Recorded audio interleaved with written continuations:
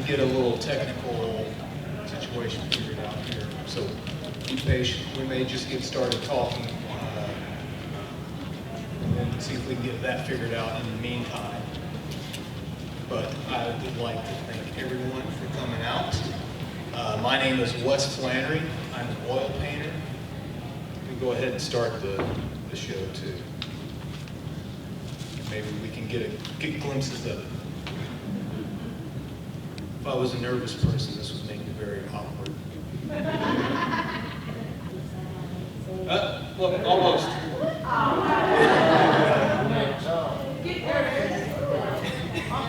I'm going to go over here and kind of see if I can get it straightened up too. It's half off the wall. There we go. All right, so when it flashes up, everybody take a quick look. We'll try and talk about what's going on. So when it flashes, you'll get to see what I do.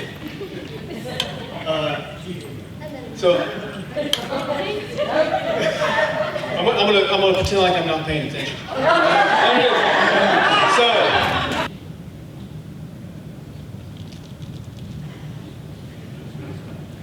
this is not how I plan to do this. I thank each and every one of you for your patience and your sense of humor. All right, so we're just going to start from the top. And if you get a point where you think you got it, just let me know. I'll plug it back in because I just unplugged and turned it around. And thank you for your hard work as well trying to figure this out. All right. Hi, everybody. I'm Wes Flanary. I'm an oil painter. It's great to meet you guys. This is called Fine Art Meets Fan Art because I originally was doing fine art in galleries, and at some point I made a switch to do this instead because I'm more comfortable here. Galleries make me nervous. They're not fun. Well, they are, but they're not my crowd. You guys are my crowd. All right, so as best we can, we'll try and stand back. So this is kind of some examples of what I'm doing now. You've got some sci-fi, some old school TV heroes, some Universal monsters. Like I said earlier, you know, artists spend time trying to figure out what their thing is and what their medium is. And just kind of by sheer accident, I found what's making me happy right now. And it is also something that I want to see where it goes and where it takes me. Kind of like I was talking about in the galleries, this is where it started. You know, I've got some landscapes, some nature, some pet portraiture, and stuff like that. I'm trying to get out of the way. And I know that's small. You guys in the back can't see that. You're welcome to come up and look if you want. We're not going to spend a lot of time on this, but just as kind of background of where it all started. And when I made a change in direction, like I said, when I transitioned to make painting from acrylic paint to oil paint,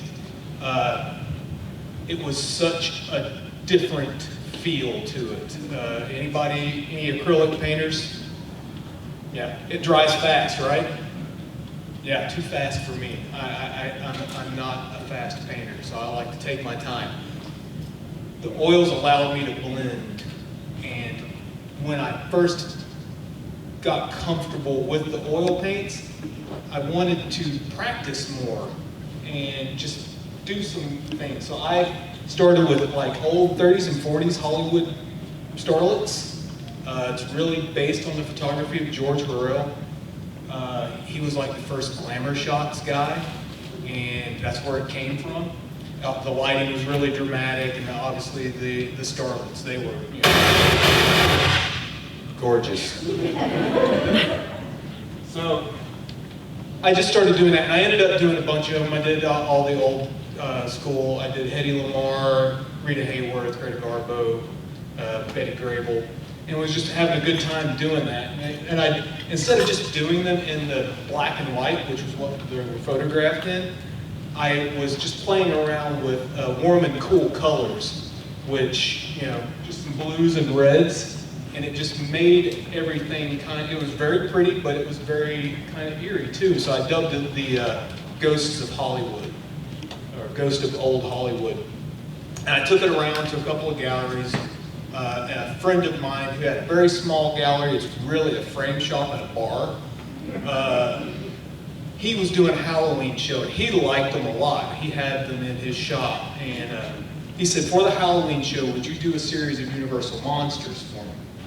And I said, absolutely, I would do that. And that's kind of when it changed the direction, because I started having fun like I was a kid, drawing skulls, and I made album covers on the back of my notebook. But I did a series of them. I did Frankenstein, The Bride of Frankenstein, Creature from the Black Lagoon. And during that show, a guy who runs a local Comic-Con bought one of the originals and suggested to me that I try Artist Alley. I hadn't been to a Comic-Con since the mid-90s. And I was like, okay, sure.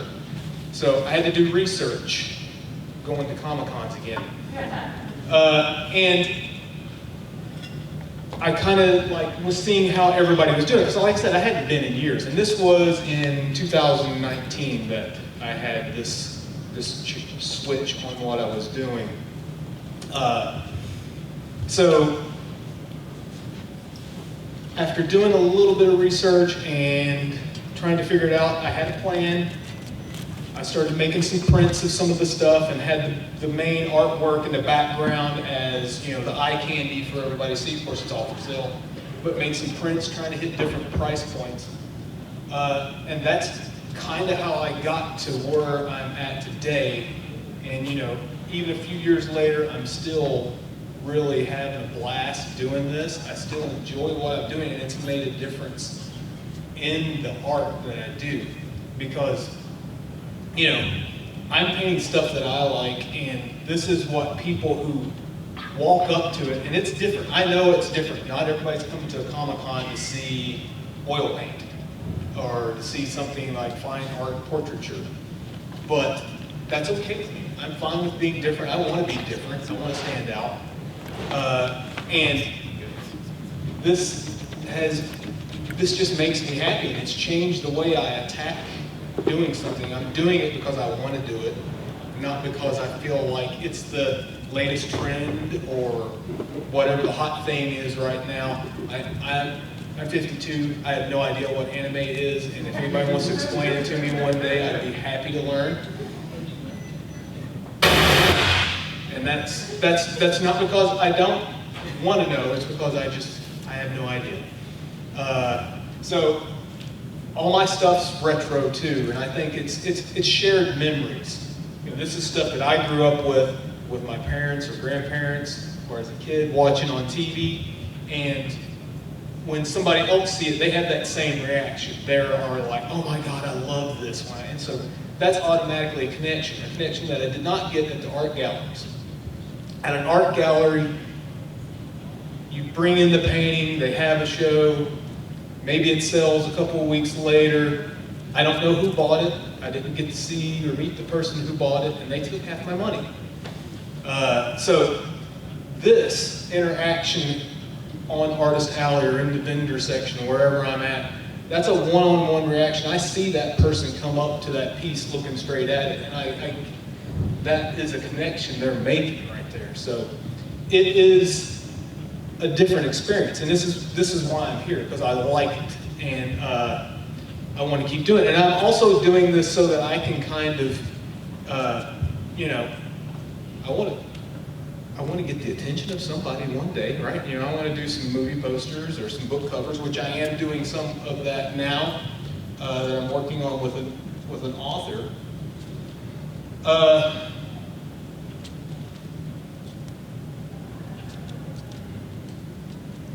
So this is some more stuff that I'm doing.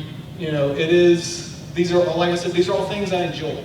I'm not trying to just paint something for the sake of painting or because I think it's going to make me $1. Because there's a lot of people who have come up to me and they've said, hey, do you do this? anything from this movie? I was like, I don't know the movie. It's just, if I did anime, I would be fake, because I don't know it. I would be doing it just to sell anime, and I can't do that. So I've got to stay true to myself, and it is working for me a little bit. I am working with a book author. His name is Terry Mancor. He does the Spellmonger series. It's fantasy. I don't know if anybody's familiar with it, has heard of it. He describes it as Game of Thrones with more magic and less incest. And I said, when I first read his first book, I said it's kind of like the sex, drugs, and rock and roll version of Lord of the Rings. So you can kind of take that for what it is. This series that I'm working on is a spin-off series that's more the PG-13 or PG version for young adults, because his kids can't read what he writes. So he started doing some of the spin-off work. And it's a really good series if you're into fantasy. This is the Gatina character. I know you guys can't see this, but she's a young girl. She's a thief, but she comes from a family of magical thieves. And they don't just steal petty stuff for money, they steal information from espionage, governments, and things like that. So, interesting stuff. There's another character that I'm working on too. But that's the kind of what I'm looking for when I start branching off. Because, you know, the fan art's fun to me. I like it. People like it. But, you know, one of these days I got to spin off and do something of my own. But before I start doing something as Wes Flanary, who's Wes Flanary, you know, what is this, you know, I got to do something that people can connect with that is similar to what I've been doing. So my style of artwork that I do, I want it to be a painting. I don't want it to look so real that you might as well have just taken the photograph off the internet and just printed that out and put it up on your wall. The art has brushstrokes. It's imperfect, but it has a style and an emotion to it that you wouldn't get if it was just so finely blended out and detailed that sucks all the feeling out of it. And I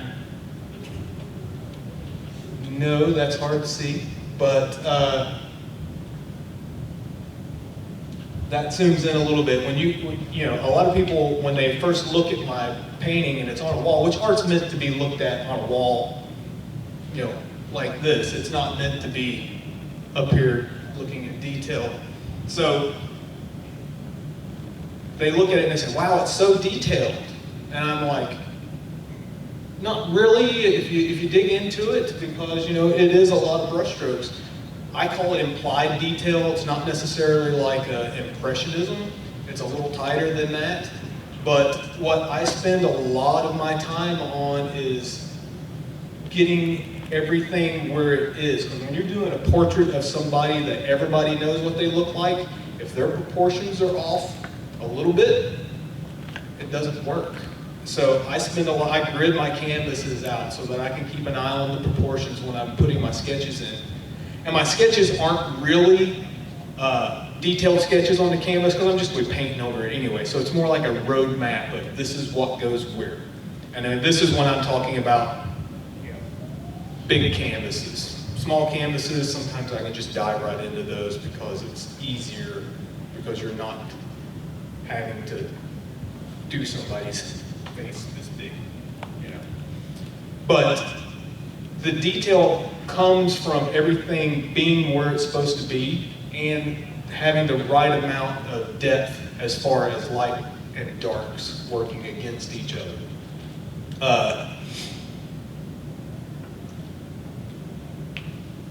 And you know, again, coming from the Ghost of Hollywood series that I was talking about, I learned to use a lot of cool tones and warm tones against each other to build that depth. And especially when we're working from what was originally a black and white image. And that was the reason I started doing that, because I didn't just want to paint a grayscale image. I wanted to add something to it to make it unique. And I did the movie stars in the blue and reds, and I did the monsters in the greens and purples. And it just worked out as far as, this is going to be hard because I do have a time lapse right here of me painting Ripley from the movie Alien. So, if y'all want to see, come on up. We can gather around a little bit.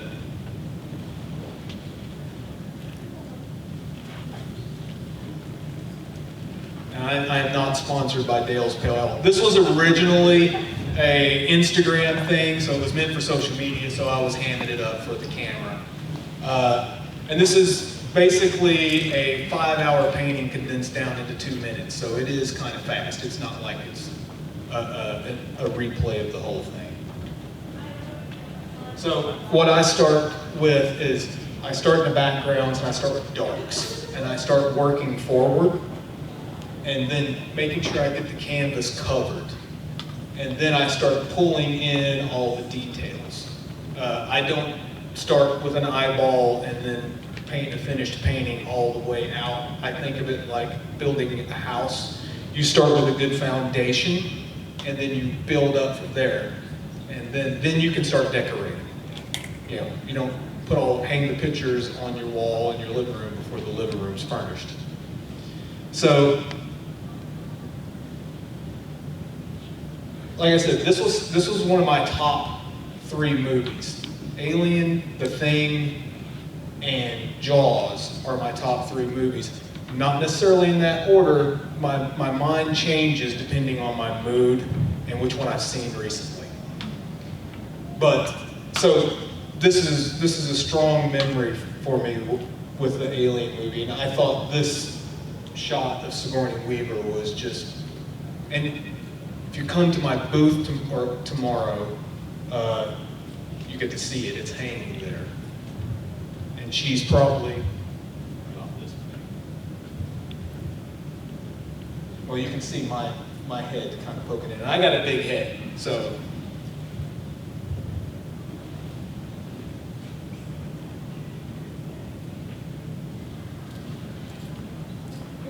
So normally, if this was up here, I would have my next screen on here that would tell me what I'm doing and what my notes are to talk about, which I can't see that now. So this is all a surprise to everybody at this point. We're just going to go through this together. So basically, like I said, that was 5 hours of painting condensed down into 2 minutes.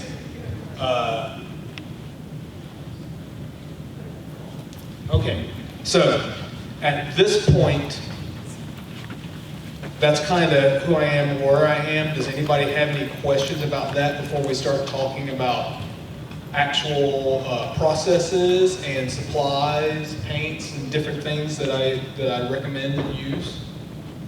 Yes?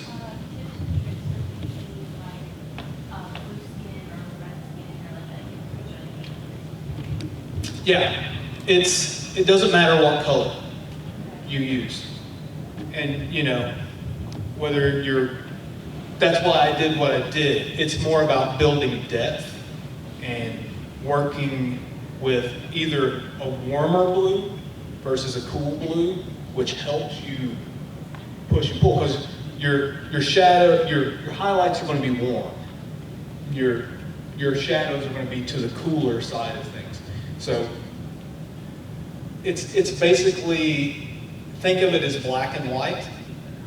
Then it doesn't matter if you're painting green or blue or orange or whatever it is. Or if you're painting real skin tones, which I have some of that in there, that's a whole different story, because there's different complexions, and every complexion is not a solid color across the face. You have different values and hues and warmths and cool spots in the skin itself, no matter what the light is.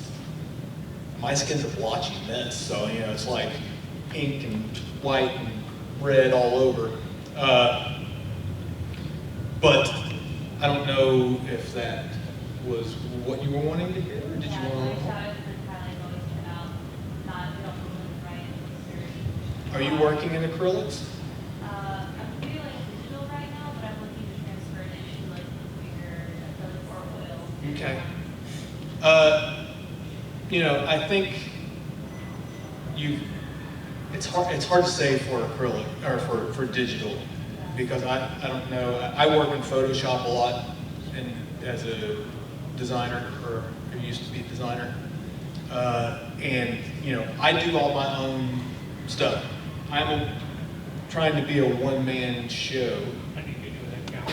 Okay, I don't think I'll be able to fix it. that's fine. We're working. No, it's not your fault. I appreciate the effort to try and get it fixed. We're all doing good, right? Yeah. Okay.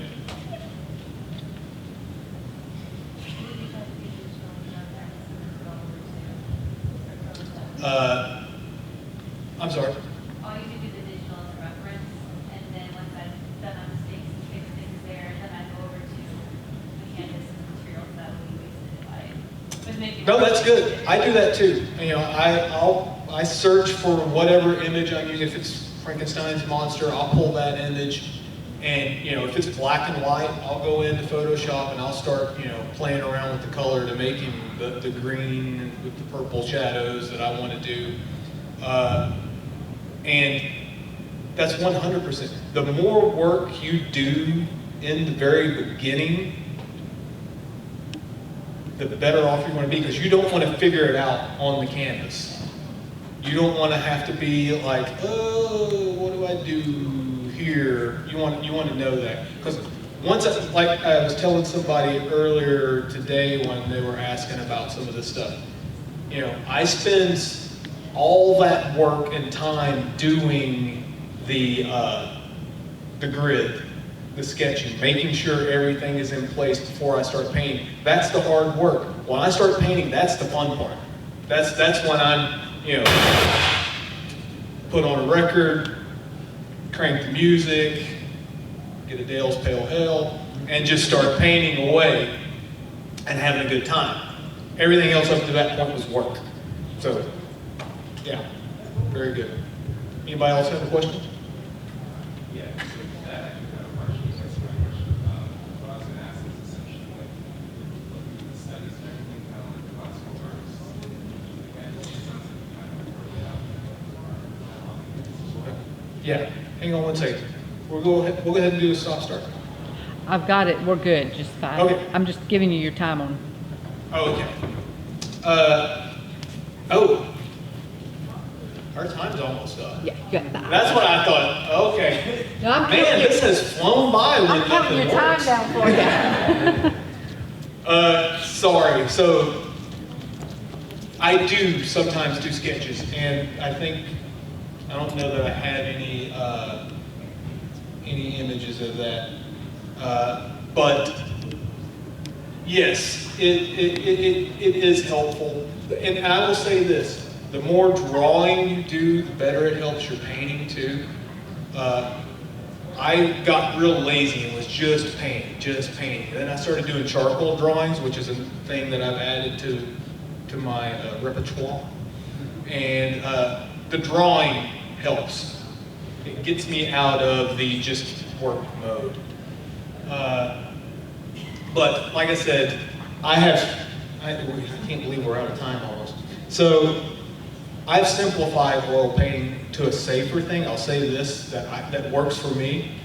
I don't use harsh thinners. I don't use chemical thinners. I use all natural stuff. It's either lavender or citrus-based thinners and linseed oil. And when I'm painting, I'm thinning with linseed oil. I'm not really thinning it. There's a whole lean fat versus lean mixing technique. But that's what I'm using to make the paint flow more. And we're running out of time, so I'm going to go ahead and, any more questions, real quick? Yes? Yeah, so mine is kind of a multi-part, but like, first off, do you travel to several cons throughout the year? And if so, like, what is the life of a con You saw the Dale's Pale Ale picture, right? Yes, I do travel. I do have some guys that I've met through this whole experience that we all,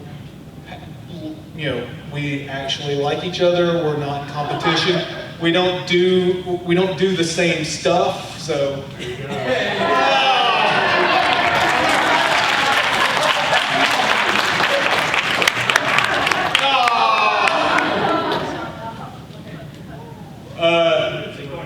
Yes.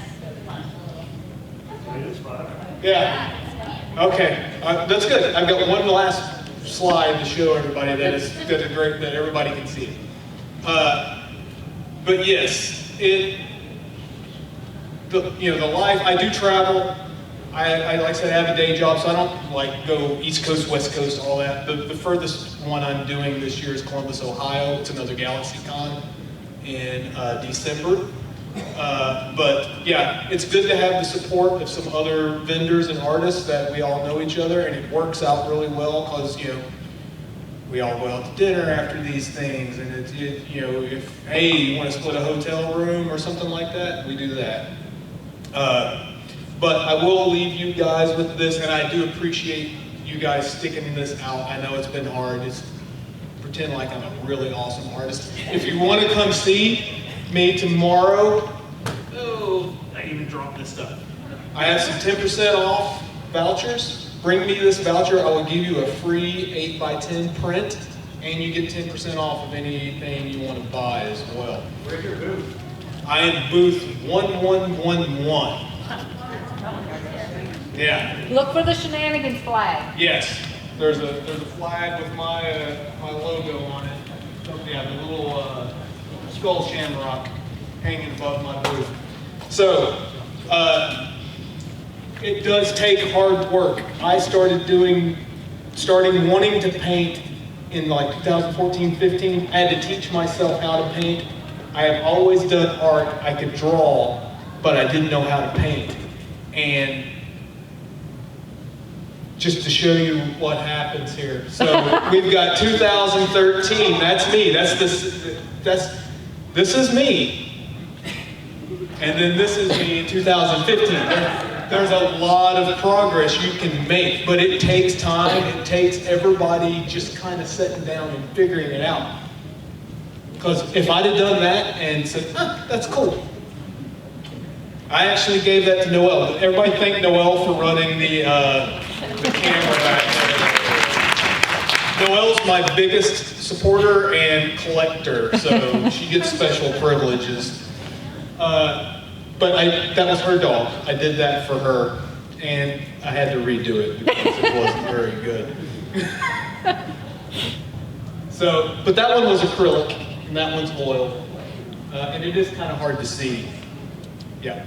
So again, I'm going to wrap it up because we are running out of time. You guys come up and see me. I'll give you one of these. Like I said, you come get a free 8x10 print of your choice and 10% off anything you buy. Thank you guys. You guys have been awesome and so patient. I appreciate it. Clap for yourselves. You guys had to put up with a lot.